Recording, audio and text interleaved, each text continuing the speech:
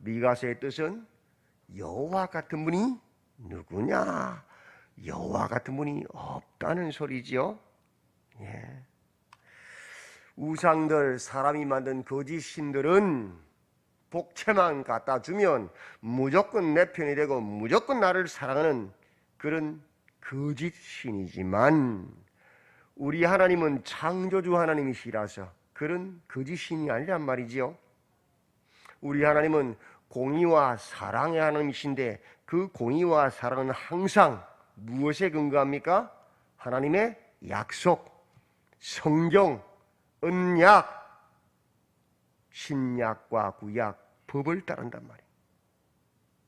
그래서 우리 하나님은 우상, 사람이 만들어낸 거짓신과는 다르단 말이죠. 그것을 미가서가 말씀하고 있는 거예요. 미가서의 배경은 1장 1절에 보면 요담과 아하스와 히스기야 시대, 주전 800년부터 750년 그 구간입니다. 그때는 어떤 시대냐? 남쪽의 유다와 북쪽의 이스라엘이 태평성대를 누리던 번성기, 번영의 시대란 말이에요. 근데 실은 겉으로 보기에는 번영인데, 평안인데, 실은 왕 히스기야가 종교개혁을 일으켰으나 왕이 종교개혁을 시작하는데도 불구하고 실패해버렸어요. 왜? 온 백성들의 뼛속까지 우상숭배, 가식과 외식, 거짓 신앙이 꽉 찼어. 왕이 나를 따르라 하니까 따르기는 따르는데 실은 근만, 속은 뼛속까지 우상숭배로 죄로 꽉 물들어 있어. 개혁이 안 되는 거죠.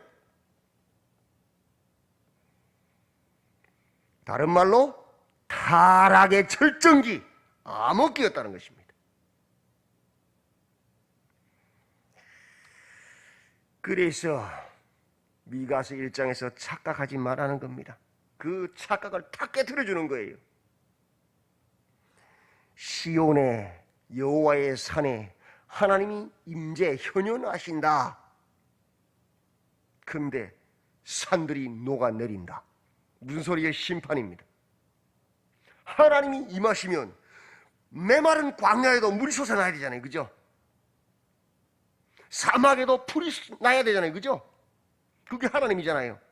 근데 하나님이 자기의 성 시온에 임하시는데 산들이 녹아내려 버려요. 그냥 심판이잖아요. 하나님이 임하시는데 포로로 잡혀갔던 사람들도 다시 자유케 돼서 돌아와야 되는데, 그 예루살렘 시온에 사는 시온의 딸들, 하나님의 백성들이 포로로 잡혀가 스트레스 받아서 머리가 빠져 머리털이 녹아내린 대머리가 된다. 그 뭐죠? 심판이란 말이야. 착각하지 말라는 거야. 너희들 하나님이 임하시면 너희가 상을 받을 줄 알았니? 아니, 너희들 심판받을 자들이에요. 깜짝 놀라는 거죠. 무엇 때문에? 뼛속 피까지 숨어있는 우상숭배의 죄 때문에. 하나님을 사랑하고 하나님을 왕으로 섬기는 것이 아니라 세상의 돈과 권세와 쾌락과 세상의 것들을 우스운 신으로, 근만 하나님을 나의 주라고 말하면 속은 다 그런 세상들을 섬기고 있는 우상숭배, 군사력 숭배, 파워, 힘이 최고란 거예요. 그래서 교회 안에서도 무리짓고 파워를 만들어내는 거죠. 세상은 두말할 것도 없고. 그게 뭐예요? 파워, 군사력을 숭배하는 죄라면 그 우상숭배라 봐요. 그 죄악이 그 하나님의 임재의 날이 기쁨의 날이 축제가 아니라 심판의 날, 애통의 날이 될 것이다 라고 1장에서 선포해버리는 거예요. 착각하지 말라는 거예요.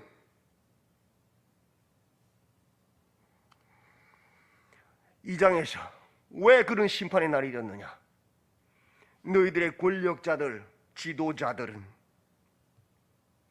밤에는 악을 꾀하고 침상해서 해가 뜨면 해가 뜨자마자 그 악을 시행하는 자들이다. 너희들 속에 있는 선지자들은, 종교인들은 참 예언하는 자들에게 예언하지 말라고, 참 예언하는 자들 죄를 지적하고 죄를 끄으라고 말하는 그런 선지자들을 치고 죽이는 자들.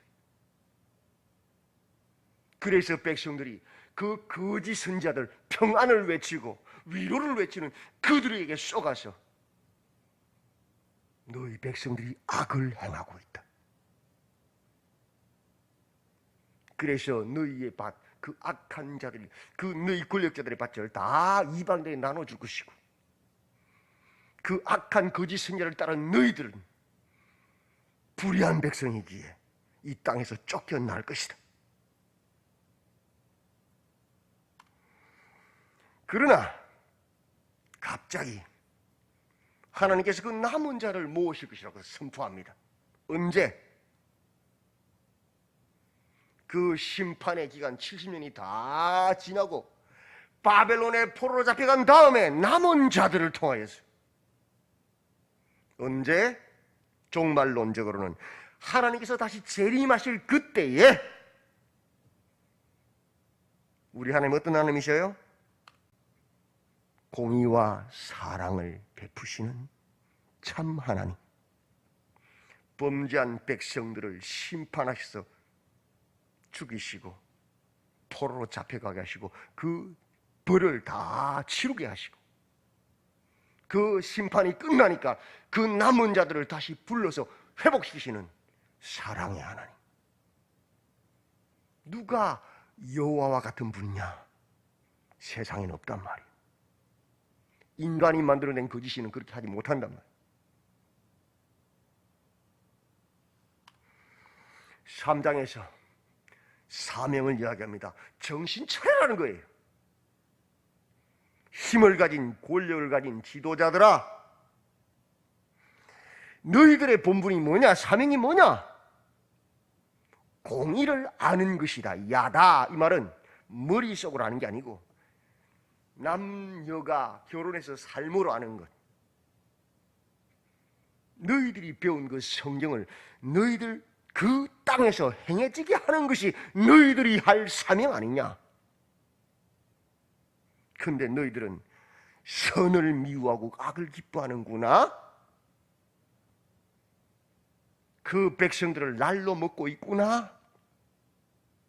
정신 차리라는 소리.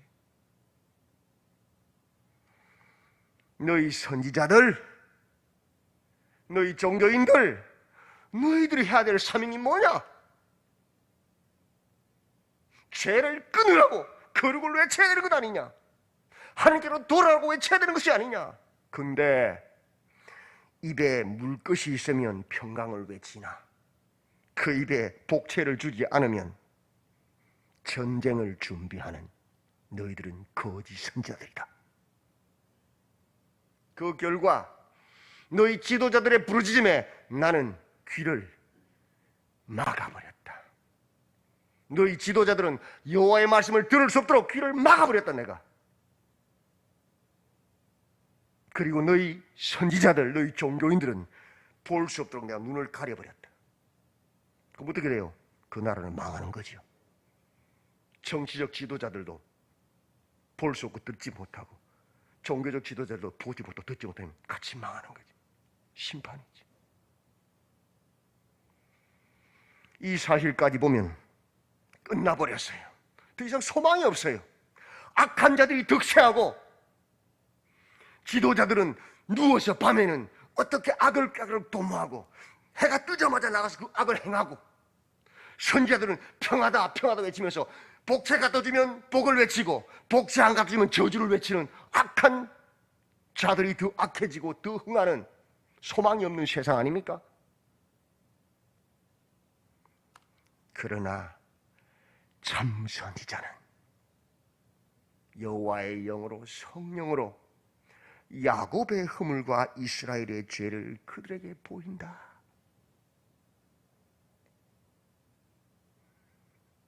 악이 영원히 형통할 것까지만 4장과 5장에서 하나님의 심판을 이야기해 주죠. 끝날에 종말에 여호와의 통치와 심판, 하나님의 공의와 사랑이 온전히 성취될 것이다. 열국이 여호와께로 돌아오고 여호와가 그들을 심판할 것이다. 그날에 여호와께서 남은 자들을 강하게 하시고 돌아오게 하실 것이다. 잡혀갔던 그들이 그죠? 어디에서? 바벨론에서. 딸 시온을 바벨론 포로에서 구원해내신다. 원수들의 손에서 속량해내실 것이다. 그날에, 마지막 날에. 딸 시온이 일어나 열국을 쳐서 깨뜨리고 승리하게 하실 것이다. 그분이 누구예요? 우리 하나님. 여호와 같은 분은 없다. 악이 승리하고 끝난 것 같았는데 그 징계의 날이 끝나자마자 하나님께서 다시 회복시킨단 말이에요. 아멘. 그게 우리 하나님의 공의 아닙니까? 5장에서 끝날에 종말에 이스라엘을 다스릴 자가 나오신다. 그의 근본은 상고의 영원에 있다. 그분이 누구셔요? 예수 그리스도 아닙니까? 맞지요? 종말적인 심판이잖아요. 이 사람은 평강이 될 것이다. 우리의 평강 아닙니까? 예수님 맞지요? 그날에 남은 자들은 위상이 변할 것이다. 지금까지는 저주받은 자들, 눈물을 흘리고 약한 자들, 갓난 자들이었지만 이제 그날에 주님이 오시면 어떤 일이 벌어지느냐? 여러 나라와 백성 가운데 존귀한 자가 될 것이다. 너희들이 그 모든 원수들을 진멸할 것이다. 누가? 그 남은 자들이, 하나님의 백성들, 믿음으로 주님을 바라보고 기다렸던 그들이 그날에 여호와께서 이스라엘 중에 우상들을 제거할 것이다. 이스라엘의 가장 큰 죄가 뭐였어요? 우상 숭배와 파워, 군사력 숭배잖아요. 그죠?